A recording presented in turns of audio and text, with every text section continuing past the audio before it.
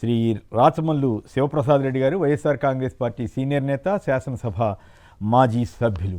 నమస్తే. నమస్తే అన్న. నమస్తే. నమస్తే. కొత్తగా సలహాదారులు ముగ్గురిని వేశారు. వాళ్ళలో కార్టూనిస్ట్ శ్రీధర్ గారు కూడా ఉన్నారు, మంచన సత్యనారాయణరాజు గారు ఉన్నారు, సీతారామాంజనేయ ప్రసాద్ గారు ఉన్నారు. మరి గతంలో ఇంతమంది సలహాదారులు ఏంటి, అంతమంది సలహాదారులు ఏంటి అని విమర్శ చేసిన కూటమి ప్రభుత్వం ఇప్పుడు ఈ రకంగా సలహాదారులు పదవులు ఇవ్వటం మీద, వీటన్నిటి మీద మీ అభిప్రాయం ఏంటి? ఈ ముగ్గురితో ఎన్ని వందల సంఖ్యకు జరిగిందో ఈ సలహాదారుల సంఖ్య. ఈ ముగ్గురితో పదులు పోయి వందలు లేకపోతా ఉంది. పూర్వం రాజుల కాలంలో కూడా ఒక రాజుకు, ఒక చక్రవర్తికి ఇంతమంది సలహాదారులు లేరు. ఒక్కొక్కరికి లక్షల లక్షల జీతాలు ఇచ్చి సలహాదారులను ఏర్పాటు చేస్తున్నారు. ఒక రకంగా చెప్పాలంటే కేవలం తెలుగుదేశం పార్టీకి సంబంధించిన కార్యకర్తలకో, అనునయులకో, పార్టీ నాయకులకో ఏదో ఒక వంక పెట్టి, ఒక పేరు పెట్టి ప్రజాధనాన్ని దోషిపెట్టే ప్రయత్నం చేయడమే చంద్రబాబు నాయుడు.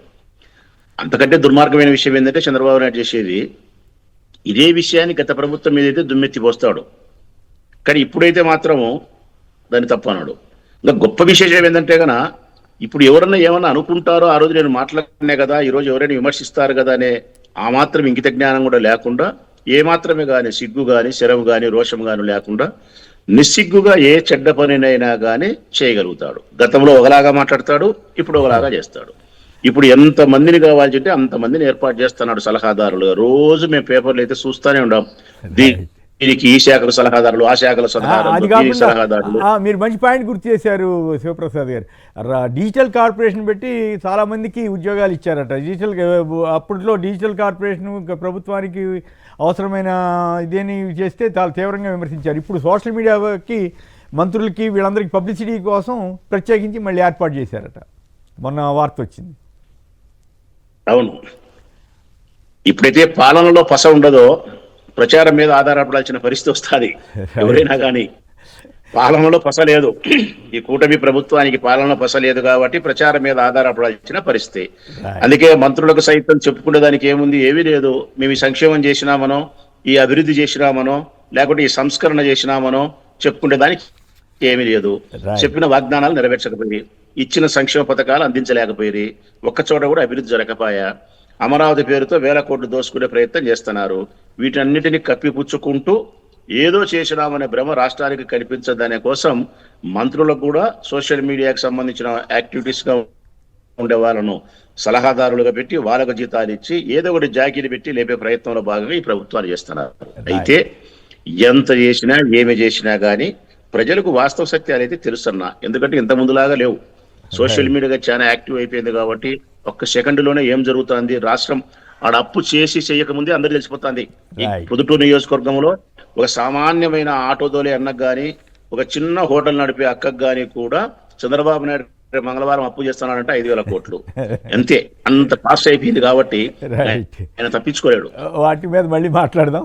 విజయబాబు గారు చెప్పండి, కార్టూనిస్ట్ శ్రీధర్ గారితో సహా మరో ముగ్గురికి ఈసారి సలహాదారుల పదవులు ఇచ్చారు. అంతకుముందు సలహాదారుల పదవులు నియమిస్తే తీవ్రంగా విమర్శించిన చంద్రబాబు గారు ఇప్పుడు ఈ రకంగా పదవులు పందారం చేస్తున్నారు. సమర్థనీయమా కాదా?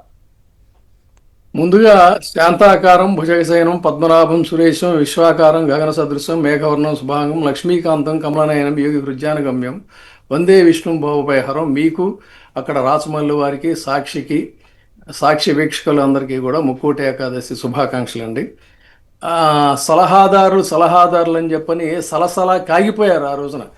కానీ ఇవాళ ఎడాపెడా వేస్తూ ఇంకోటి ఏంటంటే, మీరు అన్నట్టుగా జర్నలిస్ట్ మిత్రుడు శ్రీధర్ కొన్ని వేలాది కార్టూన్లు ఇచ్చి అత్యద్భుతంగా వేశాడు.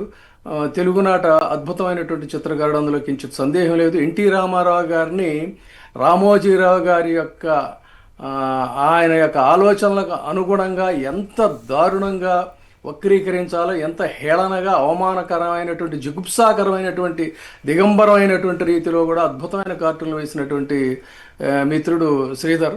సో అలాంటి శ్రీధర్ని ఇప్పుడు ఇక్కడికి తీసుకున్నారంటే బహుశా ఆయన యొక్క కుంచెని జగన్మోహన్ రెడ్డి గారి మీద వైసీపీ వారి మీద ఎక్కువ పెట్టడం కోసం తప్ప మరొక ఇంకా అంతకు మించి ఏముంటుందంటే చిత్రకారుడు చేసే పని చిత్రించడమే కదా, వ్యంగ్య చిత్రాలు పైగా.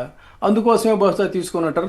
అంతకు ముందు ఏంటంటే నాకు ఈ ఆలోచన రాలేదు. మీరు పొగుడుతున్నారా తెగుడుతున్నారా అని ముందు అర్థం కాలే, కానీ ఇప్పుడు అర్థమవుతా ఉంది. సో జగన్ గారిని మీద కార్టూన్ వేయించడం కోసం చేస్తారు. వ్యంగ్య చిత్రకారుడు ఆ రోజున ఎన్టీ రామారావు గారిని ఎంత దారుణంగా అంటే అంత దారుణంగా దిగంబరంగా ముడ్డి మీద పట్టుకొని పటాపటా బాదుతున్నట్టుగా, అంటే అవన్నీ కూడా తను వేశాడని అనుకోవడానికి వీలేదు. యాజమాన్య ఆదేశాల మేరకు వాళ్ళని సంతృప్తిపరచడం కోసం వేసినటువంటి చిత్రాలు మనకి ఈ రోజుకి కూడా గుర్తుంటాయి. ఆయన ఎంతో తీవ్రమైన మనస్తాపం చెందారు కూడా ఆ చిత్రాలకి. నిజానికి ఏంటంటే వ్యంగ్య చిత్రం అనేటువంటిదే ఒక విరుపులా చెరుపులా మెరుపులా ఉండాలి తప్ప లోపల డీప్గా హట్ చేసేటట్టు ఉండకూడదు. కానీ అలా హట్ చేసినటువంటి చిత్రాలు రామారావు గారి మీద ఎన్నో వేశాడు, అందులో సందేహం లేదు. ఇప్పుడు బహుశా ఆ కొంచెం ఇటు తిప్పడం కోసం తప్ప అంతకు మించి తను ఏం చేయగలుగుతాడు, చిత్రకారుడు కదా, డెఫినెట్గా దానికోసమే ఉంటుంది, ఇందులో సందేహం లేదు. సరే, అది కాకుండా రీసెంట్గా మీకు ఒక నోటిఫికేషన్లో సోషల్ మీడియాకి కొంతమంది 60 మందినో 62 మందినో తీసుకున్నారండి. అంటే ఏంటి, వీళ్ళందరినీ కూడా ఐటీడీపీకి వాడుకోవటం అనేది ఒక ప్రాతిపదిక. ఆ విధంగా వాళ్ళ సైన్యాన్ని 1,00,000 గళాలు ఈ వైసీపీ మీద వ్యతిరేకంగా మాట్లాడించడం కోసం ఎక్కువ పెట్టారు. దానికోసం అందులో భాగమే బహుశా ఇది కూడా అనుకుంటున్నాను. ఇది ఈ సలహాదారుల యొక్క నియామకాలు. అంటే ప్రభుత్వ ధనంతో పప్పు బెల్లాల్లా చేస్తూ రాజకీయంగా వాడుకునేటువంటి పరిస్థితి తప్ప మరొకటి కాదు. నిన్న ముఖ్యంగా నేను అక్కడ వారు ఉన్నారు, నేను చాలా సంతోషించి ఆయన ప్రెస్ మీట్ చూసి రాజమల్లు గారు అత్యద్భుతంగా అది ఒక ఏదో గాలివానలో నీటి బుడగలో అనేటువంటి పాటలాగా ఊతకర్రలతో నడుస్తున్నటువంటి ప్రభుత్వాన్ని అద్భుతంగా ఆయన మాట్లాడారు. వారిని కూడా నేను ప్రత్యేకంగా అభినందిస్తున్నాను. మీకు మళ్ళీ ఆయనకి కూడా మంచి వాగ్దాటి, అట్లాగే శబ్దాల మీద పట్టు, ఆ పదాల మీద పట్టు ఉన్న నేతల్లో రాచమల్లి శివప్రసాద్ రెడ్డి గారు ఒకరు. రాయలసీమ మాండలికంలో అది చాలా ప్రత్యేకత. రైట్. అయితే మీరు కార్టూనిస్ట్ శ్రీధర్ గారిని పొగుడుతున్నట్లే పొగిడి చివరికి ఎన్టీ రామారావు గారికి అంత అధ్వానమైన ఫోటోలు కాదు, అంత అధ్వానమైన ఫోటో కార్టూన్లు వేశారు కాబట్టి పదవి ఇచ్చారన్నట్టుగా ముందేమో ఆయన ప్రతిభను మెచ్చుకున్నారు, రెండో వైపు ఏమో ఎన్టీ రామారావు గారిని అవమానించిన వ్యక్తికి ఇచ్చారన్న అర్థం వచ్చేలాగా మాట్లాడటం విశేషం. ఆయన మంచి కుంచెని వంచే విధంగా ఆ రోజున ఈనాడులో చేశారు కదా, కాదనేదే ఉంది. అవును, అవునా కాదా? నాకు మంచి మిత్రుడు కూడా ఇన్ఫాక్ట్. అదే రైట్. ఒక రకంగా అభినందించడం, ఇంకో రకంగానేమో ఇటువైపు ఎందుకు ఈ పదవి ఎందుకు ఇచ్చారన్న దాని మీరు విశ్లేషించారు. ఆయన మంచి కుంచెని వంచే విధంగా ఆ రోజున ఈనాడులో చేశారు కదా, కాదనేదే ఉంది. అవును, అవునా కాదా? నాకు మంచి మిత్రుడు కూడా ఇన్ఫాక్ట్. అదే రైట్. ఒక రకంగా అభినందించడం, ఇంకో రకంగానేమో ఇటువైపు ఎందుకు ఈ పదవి ఎందుకు ఇచ్చారన్న దాని మీరు విశ్లేషించారు. రైట్.